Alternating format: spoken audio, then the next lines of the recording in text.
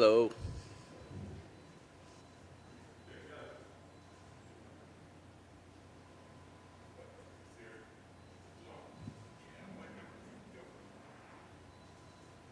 Darrick, you've got a little win streak going together now, right? After a little rough start. So what's the feel right now after the back-to-back wins? Man, I'm just ready to get in there on Saturday and get the other win. I'm just ready to get the third win, and that's about it. I feel great, but, I didn't come here just to win a couple fights. So that's where we're at. Great attitude there.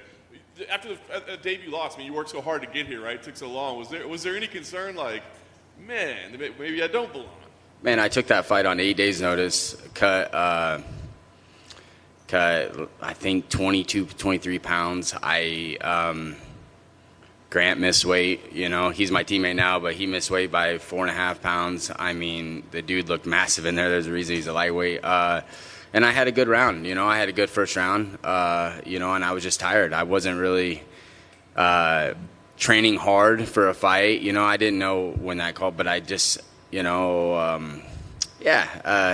All circumstances aside, like I'm going in there, I'm a fighter. I'm going to go in there and get in a fist fight. And that's what I did. And I wasn't training hard. My cardio wasn't there. So there's that. And the dude's good. The dude's real good. You give him grief for it now that y'all are in the same gym? We talk. It probably gets brought up at least 4 or 5 times a week. That's awesome. So talk about this matchup, right? Another guy that's been around the game for a long time, like you. Obviously, he's been in the UFC a lot longer, but similar experience, and a guy that I think he's like a fighter's fighter, right? Like who doesn't like watching a Darren Elkins fight? Yeah, man, I love this matchup. I've said before, he's been fighting in the UFC as long as I've been fighting, which is crazy because I've been fighting a long time, So since 2010, 2011, he's been in the UFC, and I've been watching him on the screen. And I've always been like, I want to fight that guy. Like, I literally want to fight that guy. I love the matchup, and he's fun to watch. He's gonna bring out the best in me. So I'm excited for this matchup. What is it about that appeals? Obviously we love watching him, but what is it about his game that you were like, I want to fight him? Man, I just I just want to go in there and show that he's good, but I'm better everywhere. That's the biggest thing. He's been around, he's fought the who's who and all that, and yeah, that's my goal. Just go in there and implement my game, and I know if I show up and fight like how I do, like it's going to be a path to victory, whether I get the finish or I win a decision. So.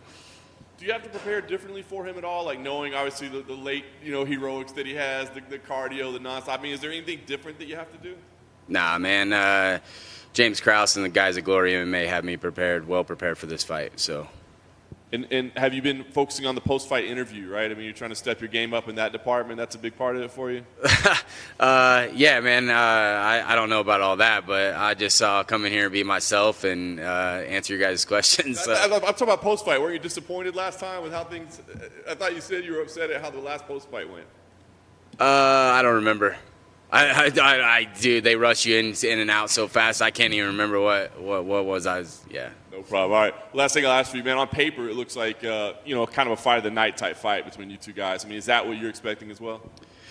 I'm expecting to go in there and fight for 3 rounds and fight my ass off, but I don't want a fight of the night. Honestly, like if we end up with a fight of the night and 50K, but I want the 50K the other way. Like I want to go in there and I want to finish him, and I want to get my 50K that way.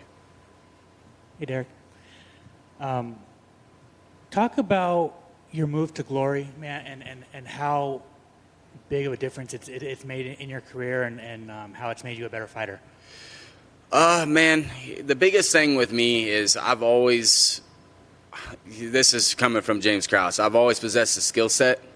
I just need to organize my game, right? And that's what we've done. We've organized my game, and my fight IQ is raising every fight, every practice, every week, every fight camp that I'm down there. So every time I have a conversation with the guy, I get smarter, I think, in fight game. So yeah, that's his work speaks for itself, and I think my fightings has spoke for itself the last couple fights.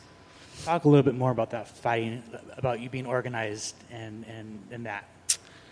Man, if you've ever watched me fight, you know that I probably maybe lost 1 or 2 first rounds of my career. So, and I've had 37 fights as a pro and 14 amateur fights. So, that's the biggest thing is, just not not selling out, if you want to say, because like a lot of times I sell out and I get it. That's why I have a lot of first round finishes. But you know, sometimes you just can't finish guys, and that's where he comes into play. And you know, a couple of times in that Rosa fight, I really wanted to try to strangle a guy, but you know, he made sure to. I look up at him and he's just shaking his head no. So you know, it's great to have the guy in the corner, and it just raises my level that much more.